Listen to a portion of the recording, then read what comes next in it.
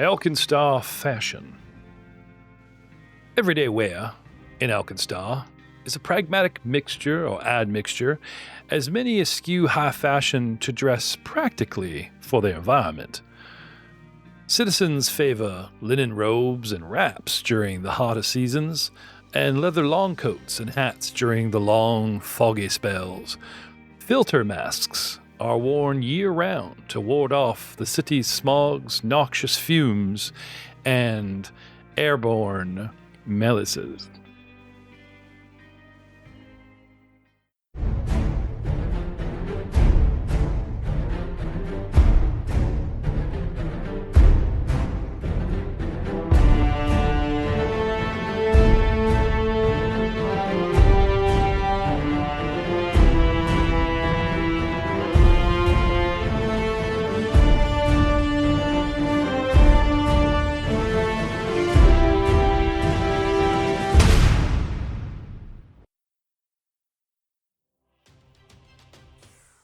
Hello, everyone, and welcome to the All Guns, No Glory podcast. We are playing Pathfinder 2nd Edition, Outlaws of AlkenStar, with a tweak of the new revised edition rules, at least for the player side of things, to give them a slight advantageous, a bit of an edge, as it were. When last we left our heroes, the Second Kiss airship, piloted by... No? Anyone? Was it Phoebe? Phoebe by Captain Farah Winslow. Phoebe is our bartending dwarf spymaster or agent, right? Phoebe, Farah, Phil. Phoebe. I don't know. Yeah, I know. And it's another PH spelling too, eh? Proud women of AlkenStar. Captain Farah Winslow, the dwarven tiefling captain, had you guys book a whole bunch of people, and off we went. And after a little bit of sightseeing, if you remember properly, and a little bit of, shall we say, action economy, you guys found yourselves fighting a bunch of evil flying reindeer, peritons, wolf heads, and all kinds of stuff.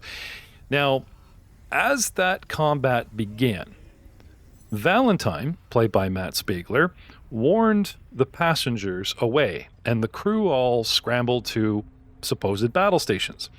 I would like to go back in time a little bit and cover a slight journey and catch up Pilo Jesus, because although he wasn't present on the one deck, some interesting things happened to him, and we will follow him now. So, Pilo, after checking on Valentine and making sure that he was okay after spacing out at the window, you headed upstairs. And you'll see on the map here, where I'm about to ping you. Ping. Yep, I see him there. Okay. The back stairwell, this is the main deck with the windows and lounge, right? The next deck up is actually contained up inside the airship's bellows itself. So there's no windows up here, but there's an entire deck structure, and this is where all the bedrooms and everything are. Anyway, a bunch of people head up and, disappear in rooms. Some people just kind of hunkered down in the galley, like you see, it looks like Kelsey's booths, right? The double booth bench with the big table, and there's a window at the end, and everyone has their meal. Some people just kind of like hit the floor, got on the table, and are peeking out the windows for action. But some people did, take Valentine's advice, trumped up the stairs with you, and you come upstairs and find yourself in the games room. Tables for chess, cards, and other games fill this room. The airship really doesn't pitch or sway while it's flying as much as you might think something airborne would. So an actual games room with moving pieces and things that can stay erect on a table is not so far-fetched. To the one side of the stairwell, you have the games room. The other side, a hallway emerges, and following the crew into the main hallway, they all head north and start disappearing indoors, right? At the end of the hallway, there is a crew maintenance hatch, and it is open. And in this sort of little alcove, about 25, 30 feet away from you, is a 10-foot gap and a ladder going up and down into the guts of the ship. And on the ladder is a goblin arguing with its sibling goblin, and one is standing just so because you can step out, you can get on the ladder and go down the hole, you can get on the ladder and go up this hole, or you can step back onto the sort of platform and come out the door. And they keep switching spaces. One keeps grabbing the other off the ladder going, no, I'm going to do ballista, it's my turn. No, brother, it's my turn. You go to the engine room, I do ballista, I shoot reindeer. No, I want to shoot deer thingy. And they're arguing really loudly and not really letting either one go to battle stations. During a fight, they're too busy arguing and keeping one from going to the engine room and one from manning a ballista. What do you do? I probably walk towards them. Whoa, fellas, I can hear some commotion going on, and you two aren't the ones that we should be fighting. We should be fighting the stuff out there. I heard the call. Now, one starts laughing. He called you a dude. Sister, that's funny. You look like a boy. I just call everybody dude. Me shut up, or which one shut up? She's telling her brother to shut up.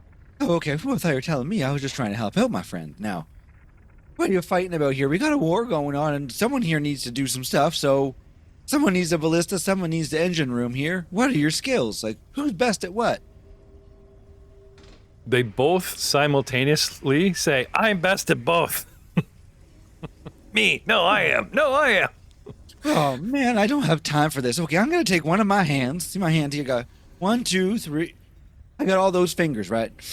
I'm going to put it behind my back, and I'm going to put only a certain amount of fingers up. Whoever gets closest gets the ballista.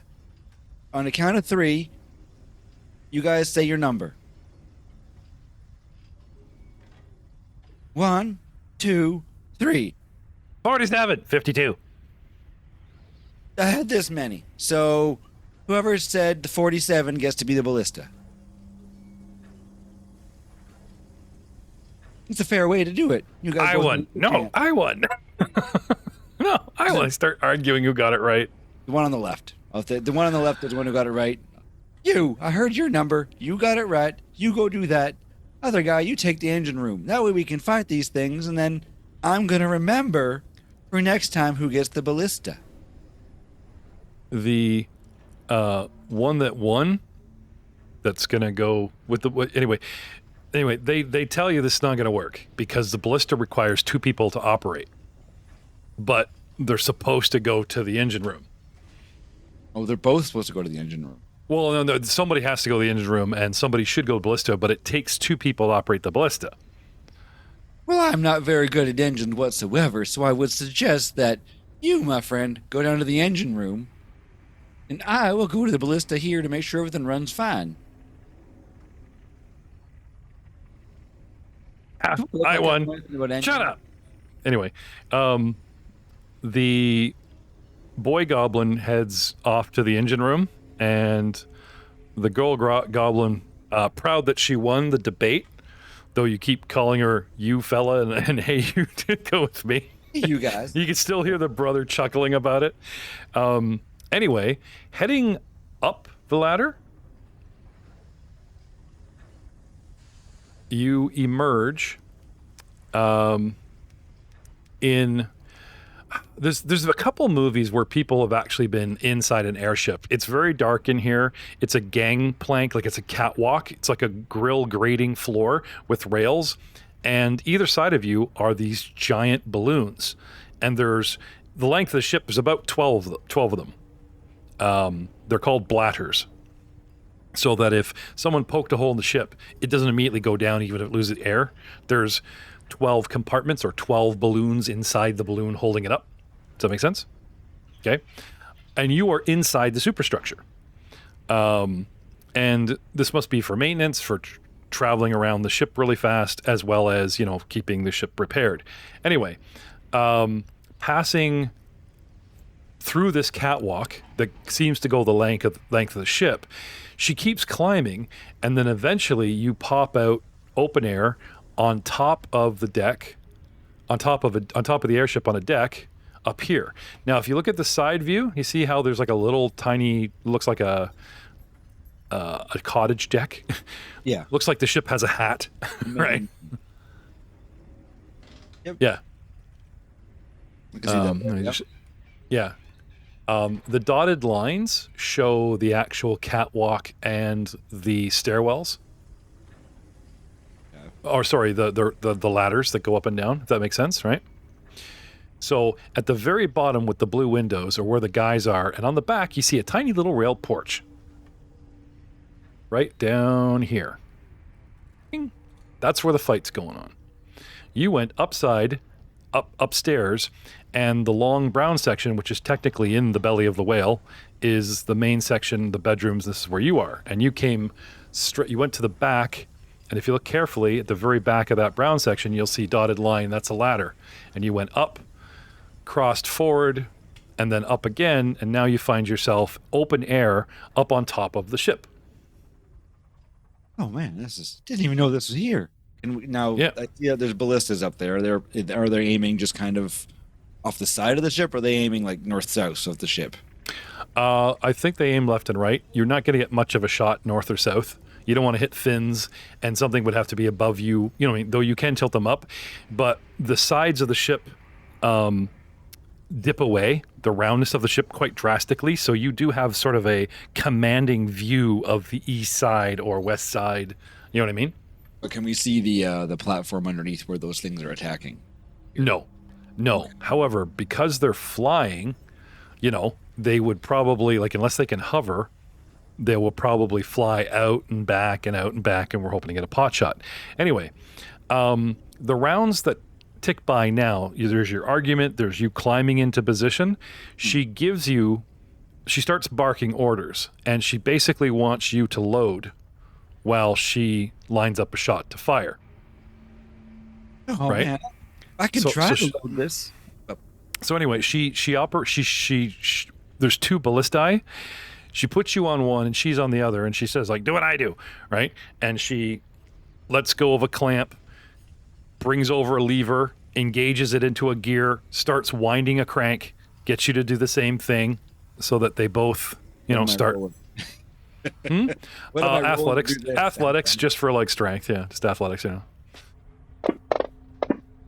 That's actually a 19. That's not bad. That's not bad, yeah. Anyway, so it's hard work kind of thing, but it's not impossible for you. Like an average man can do it. Anyway, it's a weapon that's designed to use leverage and machinery to crank force far greater than a person can, right? It's not a bow and arrow, it's right. So anyway, the gear mechanism, big gear to big gear, allows that a lot of turning and winching slowly moves the larger cog, slowly gives torque and pulls back the, right?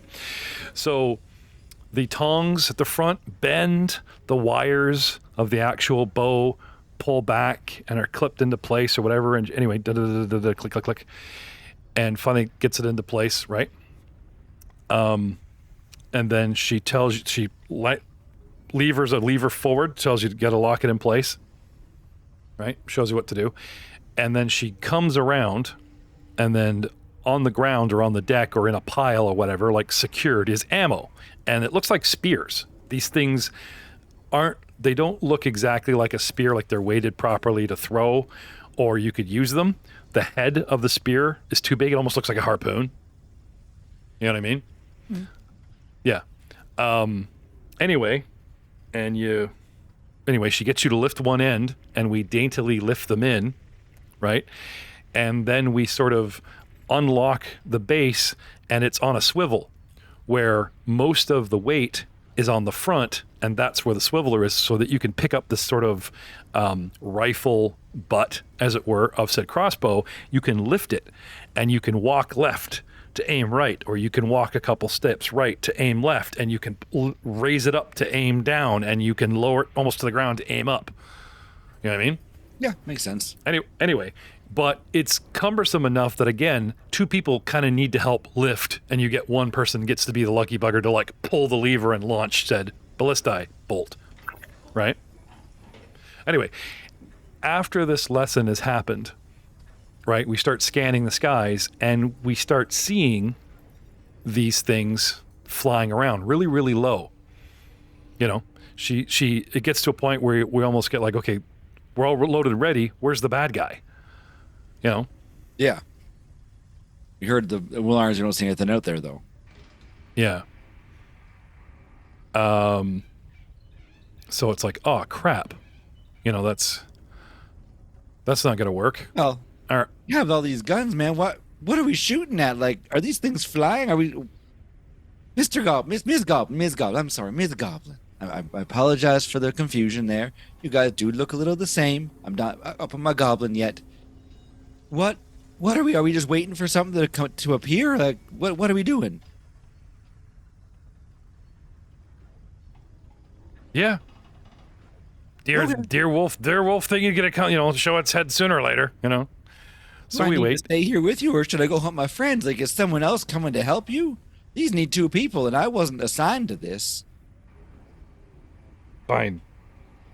Well, and unless somebody, you know, out of thin air. Anyway, at that moment, a half-orc woman pops her head through the hatch.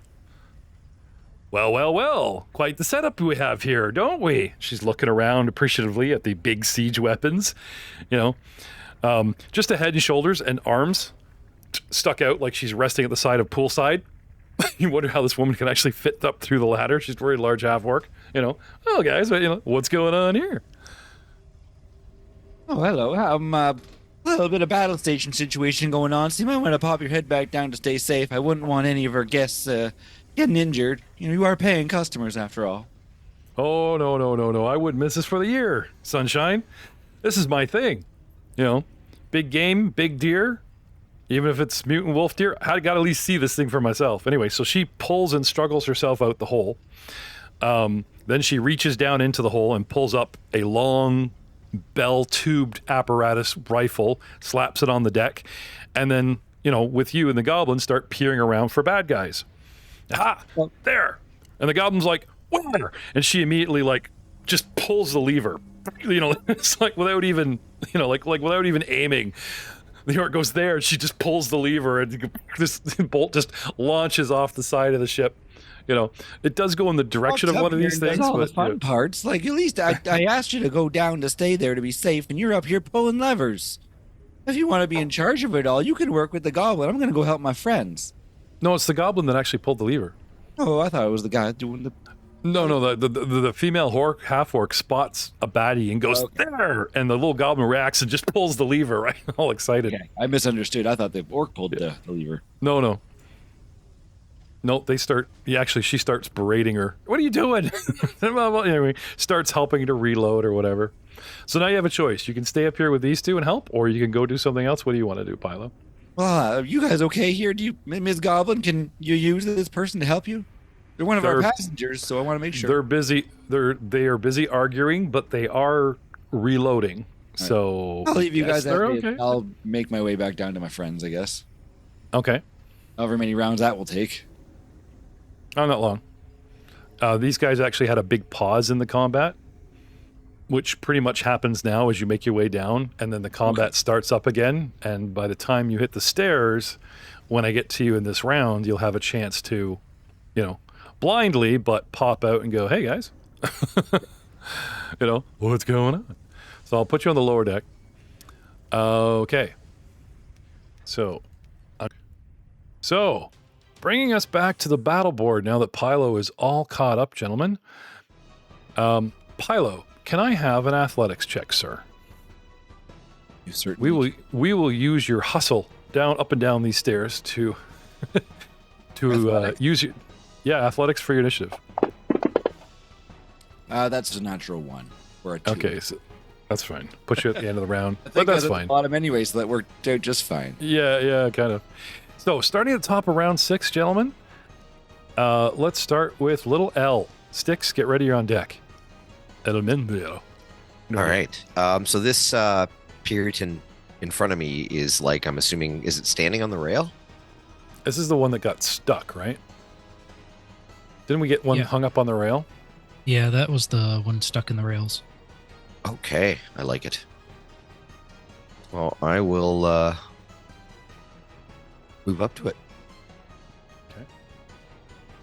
So a little Fantasy Grounds upgrade, guys. You'll notice that whoever's turn it's on, I no longer have to use like a white highlight. You will now see a yellow box circling It's all with like sparkling yellow and stuff. I was yeah, wondering yellow what that arrows. was. Yeah. Basically, if I put the flag onto your character on your turn in the combat tracker, you guys get lit up, and that's pretty cool because it's showing you and everybody, whose turn it is. It is. Cool. Yeah. Action. There we go. All right. So I am going to attack him with the piercing wind. Okay. As like the melee. Okay. Have you got him targeted, or shall I? I do. Do I dump my finisher on this guy? I'm gonna do my confident finisher to him. Come on, baby. 26. Hit. So I do my damage, and then I add 3d6 piercing damage. Oh wow. There's a whole bunch of different markers I can But use. I don't need to add that stuff because he's dead. Apparently. Okay. Or you know what? I'll do it anyways. I don't know if it matters, but 3d6, 9, an additional 9 points of precision damage. Yes. Yes. And I will And pull would- back Would with you, my last would you action. like to describe said kill since you finished him Oh, off? of course. So I run up to the railing while it's flailing on the ground, stab it through the chicken breast, deer breast. I don't look weird. Anyways, stab it straight through the chest into its heart. Give it a little twist and do the whole Zorro thing, but it's a big E. El manubrio. Ole. Okay. And then move back so that I'm not on the exposed deck because these things want to eat me. Nice. Okay.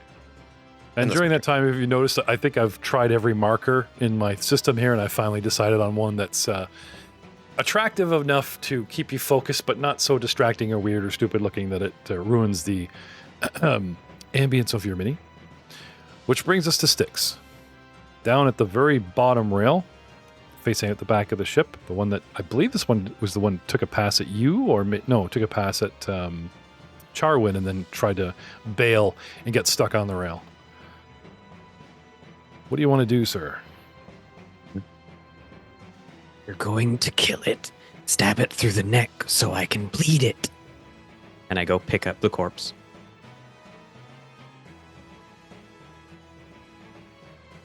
Well, that's not Take out okay. a knife.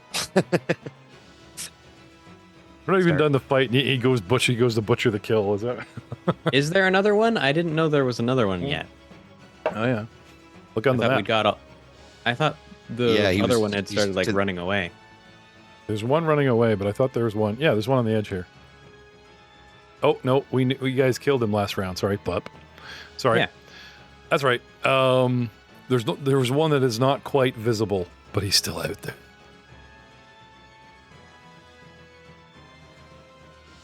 Anyway, It's no fine. enemies apparent, right? I'm gonna move Yeah. over and start doing anything. That's fine. Charwin. Oh, sorry. 1 second. It's my turn. It's the bad guy's turn.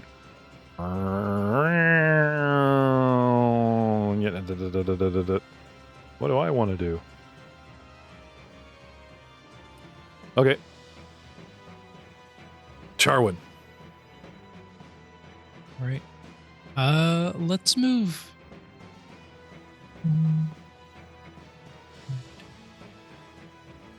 Move back behind the bar, and then do a Okay. ready action to attack anything within 10 feet of me if it comes by. Yep. You're expecting another drive-by or fly-by, as it were, and Yeah, basically if they go for Are you little using L. me as bait? again. You have like full health. It's fine. I It's think he'd be fine. using me as bait, actually. You can both be bait, boys. It's okay. I'm sure Char No, will.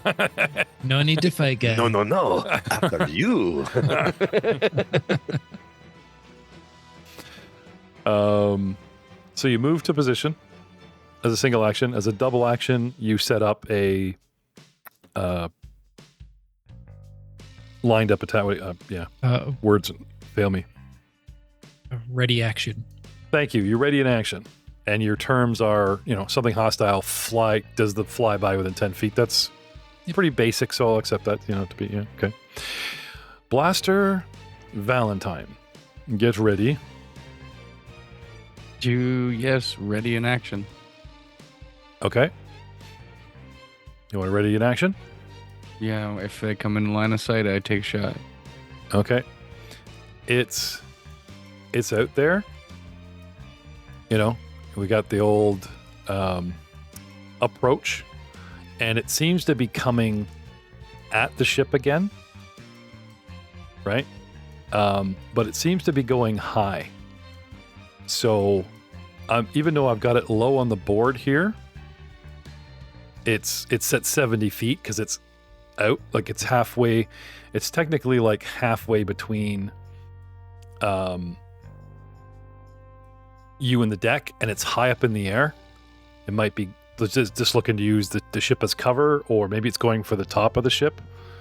But technically it's at 70 feet away if you want to take your shot, because soon it will be closer, but it'll fly right over maybe, and then you're going to lose your chance. So Yeah, I'll take the shot. okay.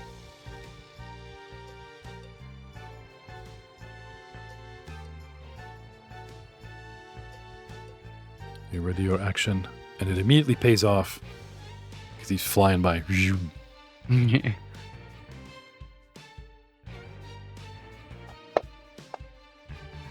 Oh, that is not a good number. 18.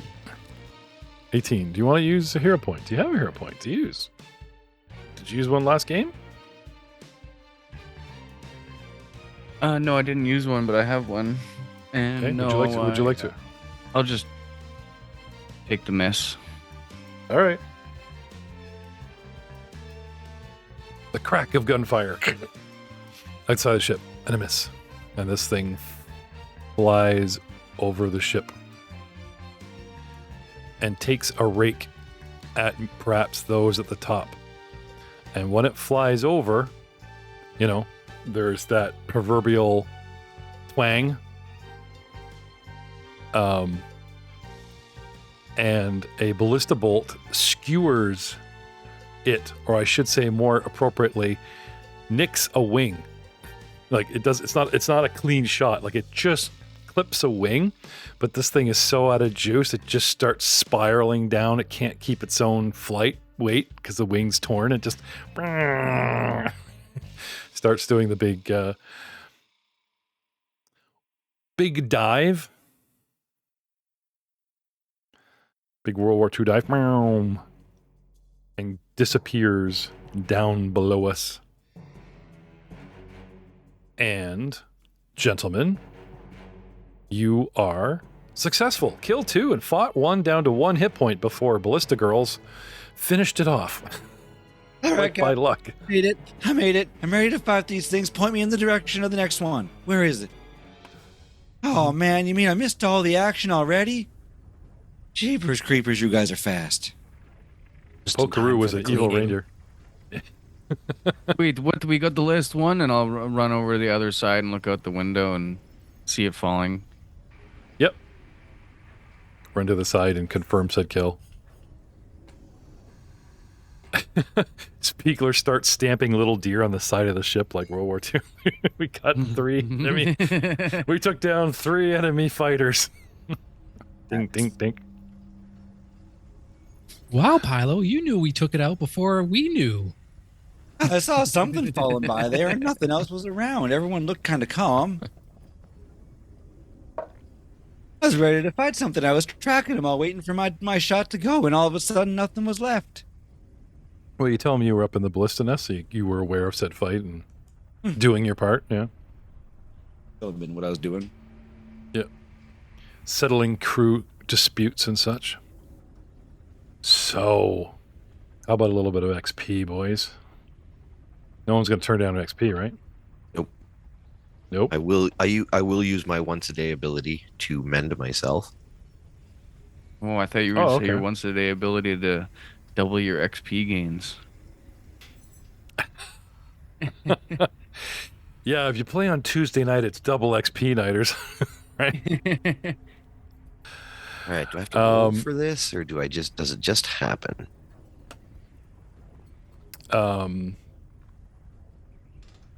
Why don't you actually describe the ability? It's called mending. It takes 10 minutes. I can do it once per day for now. But it gets better as I level, I think. You repair the target item. You restore 5 hit points per spell rank to the target, potentially removing the broken condition. If this repairs it past the item's broken threshold, you can't replace lost pieces or repair. Or if this repairs past the item's broken threshold, can't replace lost pieces or repair an object that's been completely destroyed. And then the specialty of it's a racial thing, is that I'm allowed to use it on myself. So I'm a puppet. So it's So, per spell level? so I'm assuming it starts at 1. So it's 5 Yeah, hit so points. it's half your level. Just says heals 5 per level or spell rank. So I think I would imagine it'd max out then. So it'd be half your level. So level 2. possibly. Oh, I'm gonna I mean, push the button. I would think so. Just because you only get to No, do it's it once just per 5. day. It's just a flat 5. Oh, but it's per level though, right? So wouldn't it be 5 and 5, 10? No, per spell rank. Not per character level. Oh, but you don't have spells. So I guess I was just trying to think of if you had spells, you would be Yeah, at a here, level let me read 2. the ability that gives it to me. Called Cunning Tinker. Time spent. Time spent tending to your own form has unlocked your ability to fix other things. You can cast first level mending once per day as an arcane innate spell. At 7 level, the spell is heightened to second, and every 3 levels thereafter, the spell is heightened at additional spell level. Even though you're alive and not an object, and you can't normally recover hit points from the effects that repair objects, like the repair skill, you can target yourself with this innate spell and use it to recover hit points. Gotcha. So at Sounds like 7th one. level, it pushes up to the next tier, and then every 3 levels after it adds a rank up. Kind of cool. I like it. Not bad for a racial one. Yeah. It's a little self-heal. I'll go into the captain's quarters and let her know all the You go to the bridge, you mean? bridge. Captain's quarters is like a bedroom where she hangs out with Picard and drinks her own Yeah, great tea yeah. and stuff. That's not what you think it is. You know. What are you doing in here? Like the ready room, with the fish in the container and stuff. That's The flying abominations have been taken care of. Would you need any help with repairs on the ship? I can offer my hand. No. See the passengers. I'll have my crew. Because no offense, but if you don't know your way around an airship, you might miss something that is a problem. Thanks for your trouble, boys. But see to the welfare of the passengers, since my crew are going to be busy checking over the ship and that kind of thing.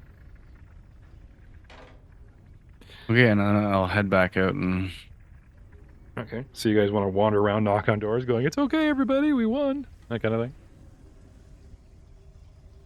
probably take a spin back up to the top crow's nest there and tell the two of them that everything seems to be taken care of.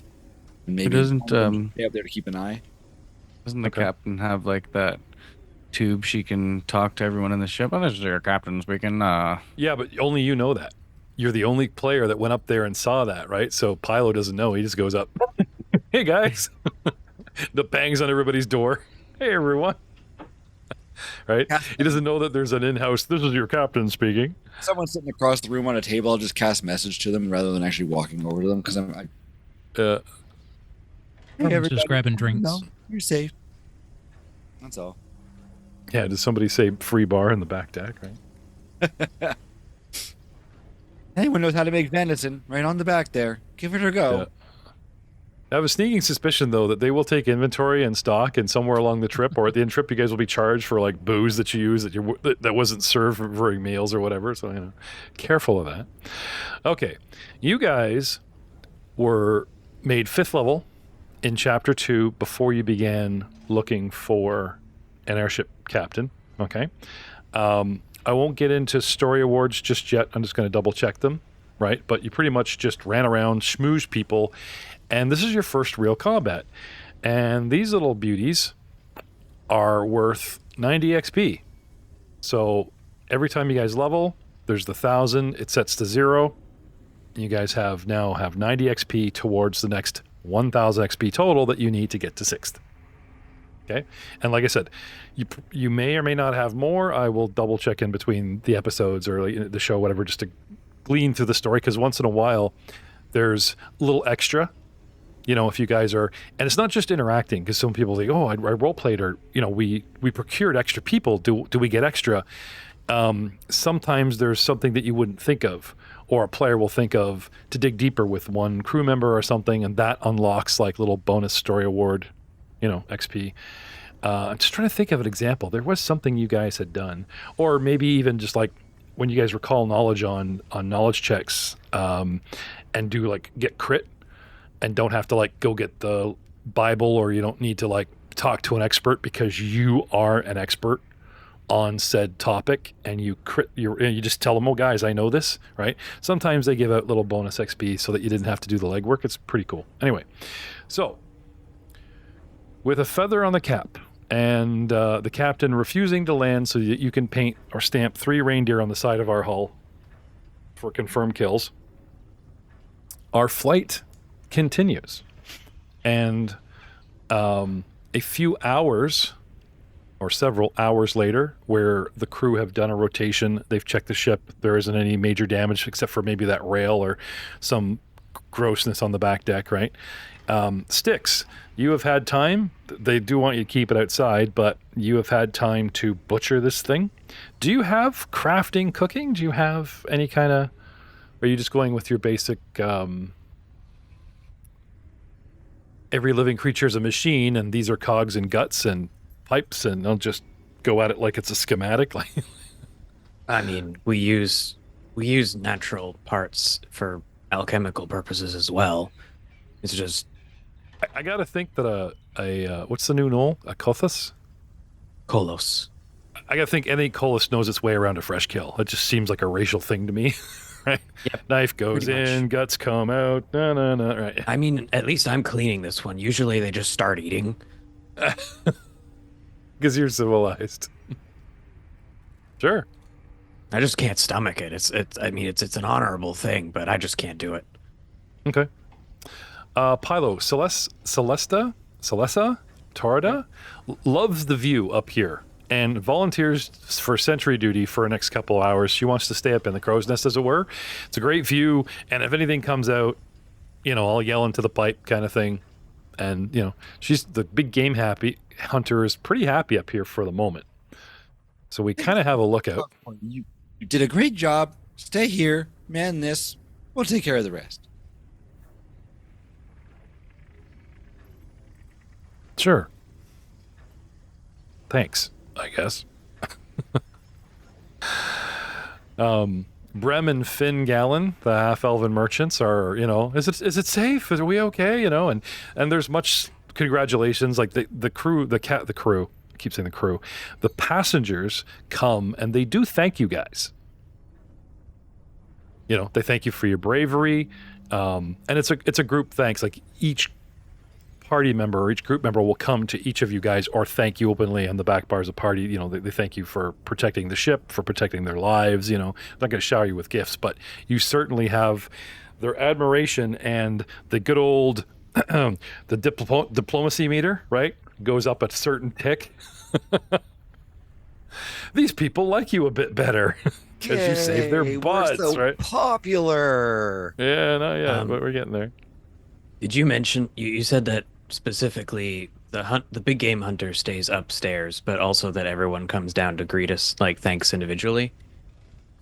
Yeah, they come back down out of the bedrooms and down into the main galley. Now there were some people hiding in the galley, but a couple Okay, hours go well, by and they thank you. Yeah. When she comes down, at that point, I would like to hand over a thing, like a piece of the game, because she killed one, but it got away.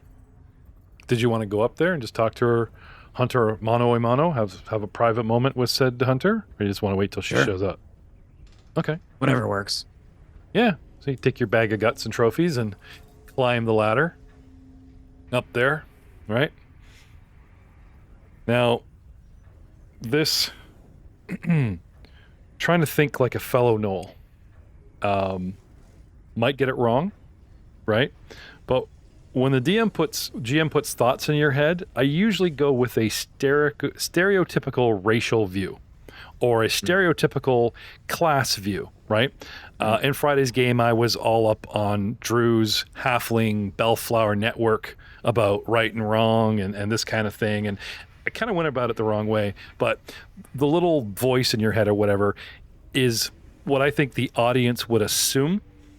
And then you get to take your character and either prove the standard wrong or, I really think it helps flush out your character more by going, Bob the Human would do this, or Bob the Human, these are Bob the Human's thoughts. And then you're playing Ed the Human, you're like, well, I'm going to do this. Yeah, that kind of thing, right? So, not telling you how to play your guy, but, the way your people might think, right, is sharing in the kill. Yes? This is where you're going with this. You have earned a trophy that she has earned, part of the kill. Maybe you have trinkets or whatever for the boys as well, but... Among other things, yes. Okay. So there she is, right? Loaded Accubus over her shoulder, 1 foot up on the rail, striking the frontiersman pose, right? Right?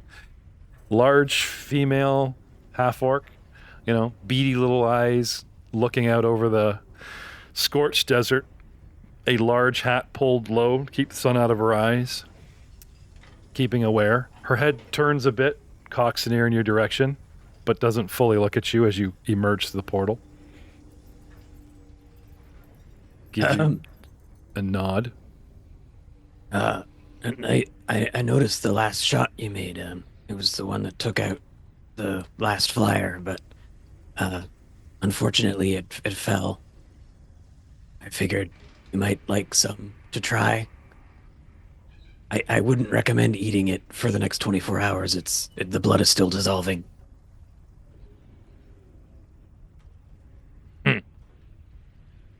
Kind of you. Shot at it is more like it. Thing was half dead and so out of vigor, clipped a wing. But we didn't land, so this is one of the other ones? Yeah, this one made a very unwise choice of trying to attack us on the balcony. Unfortunately, my allies kind of killed it on very awkward positions, but... You gonna dry it out, make some jerky? I think fully drying it might be a waste. Some of it, maybe. I got a pretty good look of it when it flew over. Hind legs of an eagle, front legs of a deer, antlers on a wolf head, giant wings, pink or purple plumage. What's up with that? Still, as much as I'd like to fill it with buckshot, we are guests on the second kiss, and the ballista seemed the logical way to go. She gives it sort of a punt, the structure of the ballista with a toe. Not my preferred mode of hunting, but, one in Gloria. Well, a fun change of pace is interesting every once in a while. Personally, I'd put a little bit more steam on it. Oh, Kinetic or stored potential is not quite as interesting as explosive potential. she raises an eyebrow and then makes a decision like she's putting you in a box. You some kind of craftsman? Some kind of craftsman, I suppose so. Well, the city's full of them. She looks you up and down as if noticing your race for the first time. Takes all kinds, though she also pats herself on the chest like, you know. Yeah. The women of my tribe tend to be the stronger ones, and the rest of us just kind of make do. She punches you in the shoulder. Is that right? Huh. I think I might like you and your party. They got guts. Anyway, you come to relieve me? I should get down. I should get back. But I want to leave this post unmanned. Sure. Have a break. If you spread it out over that rail, you know, with the sun beating straight down on it as well as the wind up here, you know, it might dry faster, and she leans in, might attract something bigger that I could shoot at. There's an idea. Yeah, well, we'll keep that idea to ourselves, but, you know, I won't tell anyone. Of course, I was the one that hung the carcass over the rail that attracted the giant whale killing thing, but, you know. Hey, accidents happen, you know. I knew I liked you. All right, I'll leave it to it. Thanks for the jerky. I'll look forward to sharing that jerky with you in a couple days. She goes down the hatch and leaves you up there.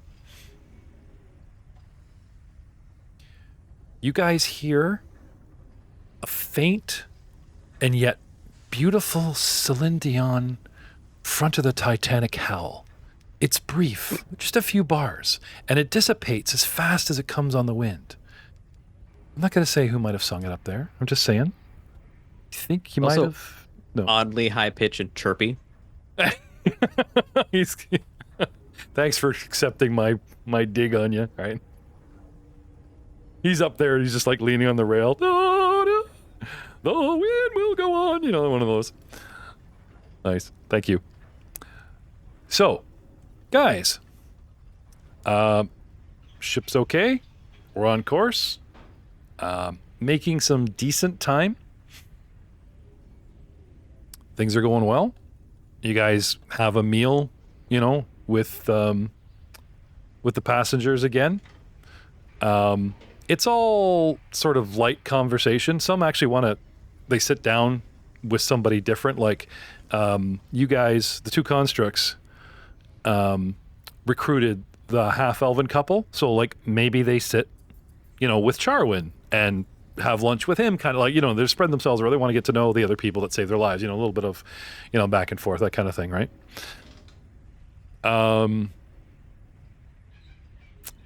The Samsaran, that's kind of rude, I'm just calling her by her race. I should actually, Tankira, doesn't pull her sketchbook back out.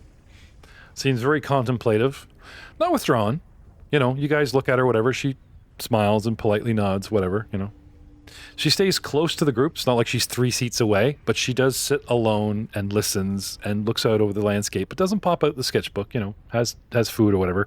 Certainly doesn't gush over you guys, though she formally approached you guys and said you had her thanks, that kind of thing. Our carpetbagger, Mr. Fly,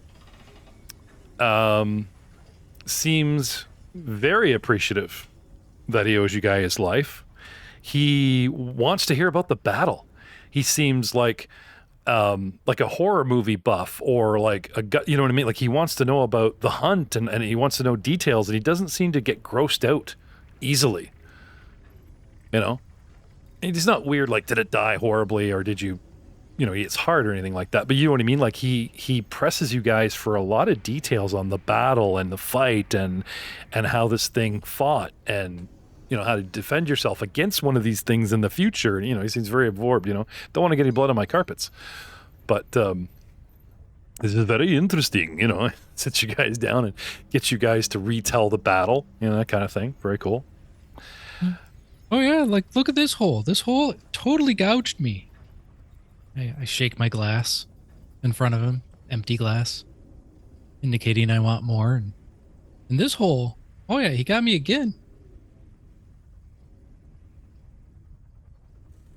Okay. I think we only have Lucky Lanks like serving us food or whatever. So he looks to get more service, but we might be waiting. It's not like he can go Garcon and buy you. It's worth a shot. Well, actually, you know what? They probably have like pitchers of water and maybe a pitcher of ale. So if you shake your glass, he'll like pick up our community pitcher and happily pour you the glass, giving you bottle service. There you go, Charmin. Yeah. Charmin's getting bottle service from a carpetbagger. There's something I never thought I'd say in a podcast. Crosses his legs and pulls up his robe. You see some stocking, So, do you like the club? Yeah, okay. Know that. And then a strange screeching noise, a clanking noise, and a vibration runs through one side of the ship. And you hear, not that the speech tubes are piped directly necessarily into this room, though some are, but you hear that the captain and whoever is yelling so loudly into them that it's like you hear voices carrying in tubes in the wall as the crew are all yelling back and forth. Someone even might go, Lanks himself actually stops serving you guys and pushes his tray and quickly goes to maintain a position or go check on what the captain wants, that kind of thing. And then outside gets a tiny bit quieter, and we start making this left turn. And more left turn, and then the ship straightens out, and it's just like we're facing the way we're supposed to go, but instead of heading northeast, we start sort of sliding to the just this kind of thing. What do you guys do? Go to the railing and look. Okay. You guys I am on the top. Yep. Perception in the tower. Yeah. You Sticks, hear a screeching, whining noise from the left side of the ship, and you look over and you see one of the engine propellers just stop. It glitches, and then it slowly just stops, kind of clanks and turns, and then eventually just stops turning. And now we have one engine on the right, and we start listing to the left, and she starts cranking the fins to compensate. It's almost like we're drifting, like on a car, and you slide and you turn the wheels in the opposite direction, but you still have the fact that we're kind of bent sideways and kind of still strafing. That's the word I was looking for. We're sort of strafing left, or strafing port, as it were.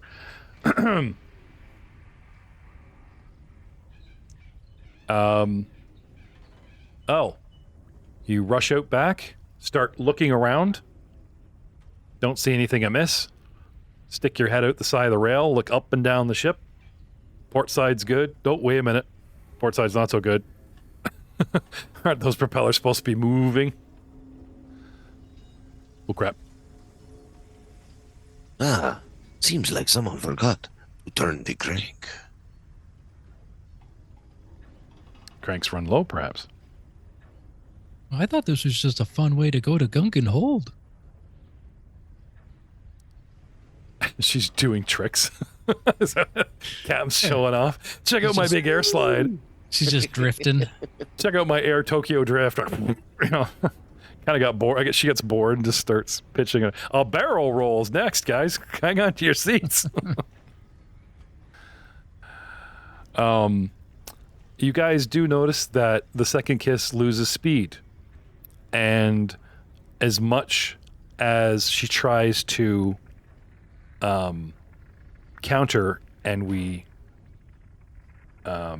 strafe, eventually she just cannot counteract the unbalanced thrust from the engines and has to put it in sort of I can't believe I'm going to say this. It begins to circle lazily, Matt, almost like a lazy circle. Ah, the lazy spiral. It's an excellent, Check out- excellent tactic Yeah. for space combat in Star Wars. If you Yeah. are wondering. Check out season 3 of We Shot First, where the players all get into Z95s, and this little shit is not a pilot. He just comes up with this maneuver, just sort of, I don't know, to how he- not crash.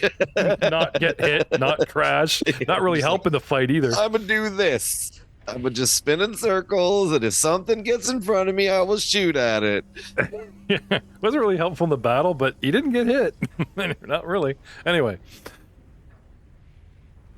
Nulby and Gebben, the goblin siblings, start working on the jam propeller, and it takes them about an hour. But within that time, back and forth, people ask questions, you guys investigate. No, they don't let you in the engine room right away. This kind of thing, that we learn that someone has sabotaged an engine. A length of chain was thrown into the gear cogwork in the main engine room Oh my! and caused quite a mess. And not only did it take an hour to clear it, there's repairs, and we're, off course, as well as losing a lot of time. Little L, you weren't trying to self-wind with that chain, were you? Never. What kind of an accusation is that? Do I look like the kind of dog who needs to turn his own crank? Just asking. He's more like the kind of dog that would sit in the engine room and watch the giant key unwind and go, oh yeah, it's the stuff. It's like watching a waterfall. What? Mesmerizingly beautiful. Not, oh, you get your mind out of the gutter. So beautiful. Sorry, a twinkle in his eye. Watching gear work unwind itself. But whatever gets you through your day. Suspicion. Murmurs. Crew and passengers alike are all huddled up, talking to each other, looking at you guys, looking at each other sideways, breaking off into their little one-man, you know what I mean? Like, suspicion just starts spreading through the ship, and everywhere you go, everyone's having hushed, whispered conversations and such. Because it definitely becomes clear that we have a saboteur on board. So, who wasn't here? Sticks. We're not with you, obviously. You're down there just with. We wouldn't have been with you. You kind of went and saw that yourself. All right. I wouldn't have been. You- with you, I think. You want to do this? Mambro puts on a British-looking hat and gathers everyone to the galley and starts walking up and down and going through everyone's alibi and everybody's... I propose it was Colonel Noor in the engine room with the chain. Colonel who? Yeah, I think it's probably a good idea. But I don't think if I'm the right person to be heading up an investigation. There's just like one of those flying dog abominations with like a fake mustache on, and they're just like trying not to look suspicious. Just a little strap Don't reaching up be to the antlers, suspicious. holding it in Don't place. Be suspicious. That guy didn't pay his ticket. Well, looking around there, Mambrio, we have a scaredy cat skeleton, a dysfunctional war machine left over from the last 100-year war, a crazy old druid, or the new guy who, likes carving up living and dead things, but technically is sort of an expert on machinery. Da, da, da, da. And we will see you all next time. Dun, dun, dun, dun.